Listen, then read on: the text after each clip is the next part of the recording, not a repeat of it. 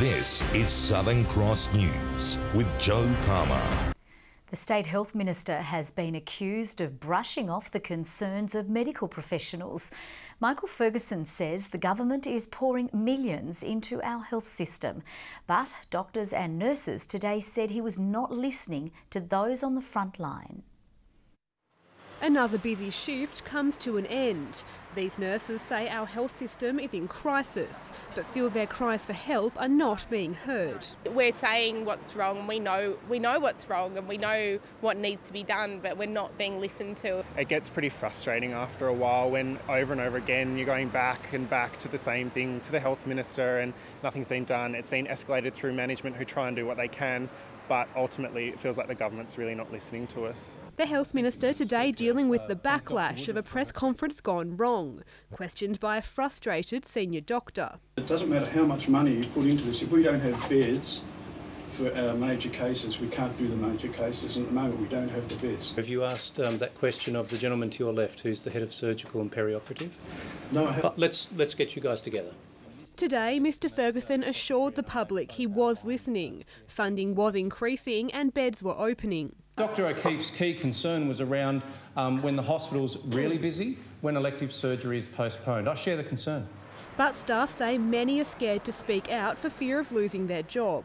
The minister dismissing these claims, saying he was not angered or embarrassed by Dr O'Keefe's comments. I've had a discussion with Dr O'Keefe in person. I think that was an important thing to do. And I didn't hear that. Is his job safe? Of course it is. Totally. Others say it's another case of Mr Ferguson not listening to those on the front line. The minister completely dismissed his concerns, and I think it is a demonstration of how ignored health professionals feel and the lengths they now have to go to raise their concerns. Doctors and nurses have been telling the minister for 4.5 years that he's not listening. And we saw the evidence on the video footage of what the minister does when people try and have a conversation. He just flicks them away. Meanwhile, staff say all they want is to provide the best possible care to their patients. Michelle Wisby, Southern Cross News. Legislation is being introduced to allow family violence victims to end their lease without financial persecutions if applying for a family violence order through the courts. Support services say while it's a good step in the right direction, more needs to be considered. Taking a stand against family violence, the Premier today announcing more support for those impacted. Red tape to be removed for victims needing to flee perpetrators and break a lease.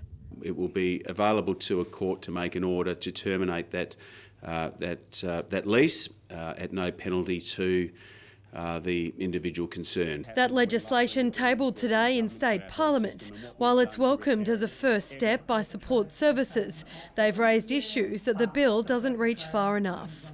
There are issues around perpetrators damaging properties, there's issues around blacklists, there's also issues around whether tenants have somewhere to move to. A change like this should be broadened further to include people who are experiencing a whole range of family violence, not just people who have an order to sort of prove that that's happening. Concerns also raised about the housing crisis, with shelters at capacity and regional areas said to be lacking support services. If services can't assist people within a very short window, they're likely to go back into that family violence situation. The Police Commissioner says it's a positive that rates of reporting have risen by 7%. More women, especially women who are affected by family violence, are prepared to come forward and report family violence and get the help that they need. It's disconcerting for me because we haven't seen a 7% increase in our funding to be able to address that need. The government says it's progressing on its family violence action plan, putting in another $20 million in the last budget for support services. We have to change a lot of attitudes. We have to make sure that young boys grow up to respectful young men. That message yet to trickle through, with authorities still responding to around 10 family violence cases every day. Louise Hedger, Southern Cross News. Australian school children have recorded their worst writing test results in the history of NAPLAN, with the decline becoming more dramatic as the students age. The results found 1/4 of Tasmanian Year 9 students are failing to meet minimum standards for writing. More than 26,000 students in Years 3, 5, 7 and 9 took part in the test. The state government says it hopes to recruit literacy coaches as part of plans to hire 250 extra teachers. Police are urging suspects in an alleged stabbing in Rocherlea on Monday night to hand themselves in. A 24-year-old man was taken to hospital after he was stabbed in the neck at Huon Court around 8 p.m. A 49-year-old man also received minor injuries. Police say the incident was a targeted attack and are looking for a 26-year-old woman and a 31-year-old man. In actual fact, look, my firm advice to them is to surrender to the Launceston Police Station and hand themselves in. It's a situation where we know the identity of the people that we're looking for, and the best thing that they could do is just come here and hand themselves in. Anyone with information is urged to contact Crime Stoppers.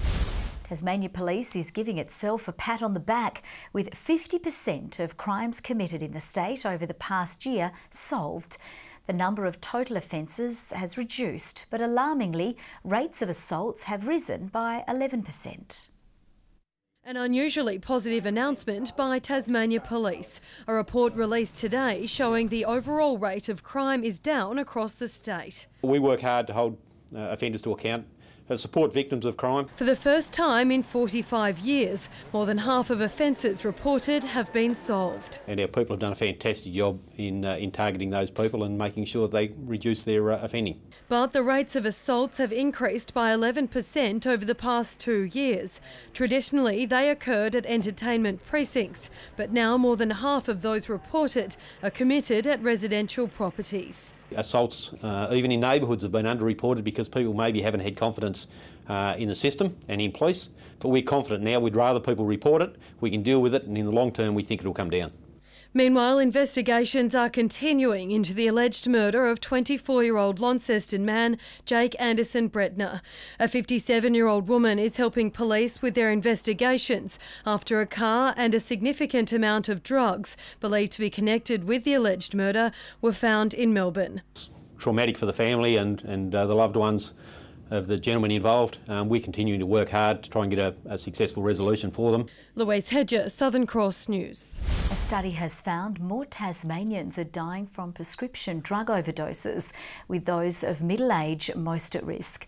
The report by the Pennington Institute found more than 250 people died from a drug-related death between 2012 and 2016. Opioids, including codeine and fentanyl, were the drugs most responsible. Tasmania's Drug and Alcohol Council say those using medication need to be better educated. There's more people dying from accidental overdoses than there are people dying from accidental car accidents or drownings across the nation. It just really shows the risk that there is out there when people are taking these medications. The Pennington Institute wants the government to review how GPs prescribe fentanyl. More than 12 months of development at Fresa Lodge is now complete. 15 new luxury rooms have been built, while the reception, lounge and dining areas have been upgraded. The development has been welcomed by the Wilderness Society as the project's footprint has not expanded beyond the site's current lease. A southern right whale and her calf have become local celebrities after swimming spectacularly close to the shore at Bishanoo. Locals say there has been a spike in whale sightings recently, adding to the region's tourism potential. It's hardly what you'd expect to see in shallow water, a humongous whale and her calf casually cruising past. Local diver Kaio saw the giant guests and hurried to put his wetsuit on. I really didn't have to rush at all, because they hung around for the entire day. His friend dived in too and shot the vision, but the pair was also drawing plenty of attention from dry land and in the air. One local captured the majestic mammals from above. While whales often pass the east coast this time of year, having them swim so close to the shore and stay for so long is rare. Maybe it was just a nice place to rest because it was a calm day. Although not as rare as it once was. One tourism operator says sightings have spiked in the past 5 years. Not something we rely on, but it certainly is something that inspires people to want to come and join our tours. The only time Kaio has come closer to a whale was this time last year. when one swam within touching distance. Government guidelines recommend staying at least 30 metres from a whale, but it isn't a breach of the guidelines if the whale approaches you. Whales are faster than you, they can turn faster, they can do whatever they want to you really in the water, and it's really important that we do respect them. The colossal celebrities have now moved on to warmer waters, but they've left their mark on this curious community. Tom Johnson, Southern Cross News.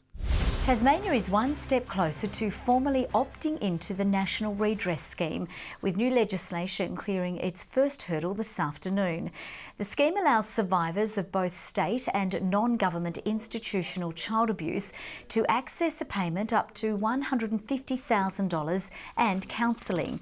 The legislation was one of the key recommendations of a Royal Commission into the institutional responses to child sexual abuse and an acknowledgement of the wrongs done to Tasmanian survivors. I would like to take this opportunity to again acknowledge those people affected by institutional child sexual abuse, many of whom were not previously listened to, not believed and not acknowledged. It will now be debated in the Legislative Council. Tasmania's grain growers have gathered to find ways to make farms more resilient. While technology was a major talking point, today's conference also focused on encouraging farmers to look after their health. There certainly is stigma around seeking help. We know that farmers are particularly good at helping other people, but they're not great at asking for help themselves. And I think when that comes to talking about mental health, there's an additional stigma. The day also heard from experts on how to hand family farms over to younger generations. The private lives of Tasmanian politicians have been snapped up in an exhibition at Launceston's Princess Theatre. Judges today had their first look at the entries examining the lives of leaders away from the spotlight. Organisers say the show is about celebrating the hidden persona of politicians. To try and capture a politician in any one of those modes, work, play or at home. The exhibition opens on Friday ahead of the Bell Shakespeare production of Julius Caesar. Now let's take a look at the day's business and finance news with thanks to NAPLAN, your local super fund. Australian shares have finished the day higher, following on from a record close on Wall Street and a hope of reduced global trade tensions. The ASX 200 index has risen by 35.8 points. A short time ago, the Australian dollar was trading at 73.29 US cents and 109.65 New Zealand cents.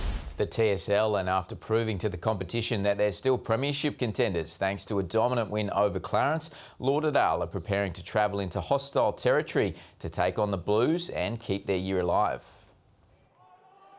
Clarence ruckman Ryan Bailey had been the Roos' most consistent all season, but was a late scratching ahead of their clash with the Southern Bombers. I thought I might have had a pretty good game. I might have been in for a good one. Playing on an undersized ruckman gives me a pretty big advantage. Controlling first touch, Smith was instrumental in the 58-point win. We knew they were pretty underdone, so we just had to make sure that we didn't take it too lightly and make sure that we actually did finish the job off. The Lauderdale boys setting up a do-or-die showdown with the Blues along the way, who blew a 20-point three-quarter time lead against the Pies to end their finals double chance. It was mentioned that they had a few discipline issues, but I suppose that just speaks they might have a bit of fire in their belly, so that might be what we're expecting when we go up there. That'll be pretty intense. And with the Bombers falling just one win short of clinching last year's flag, they'll be relying on every bit of finals experience they can muster from here on out.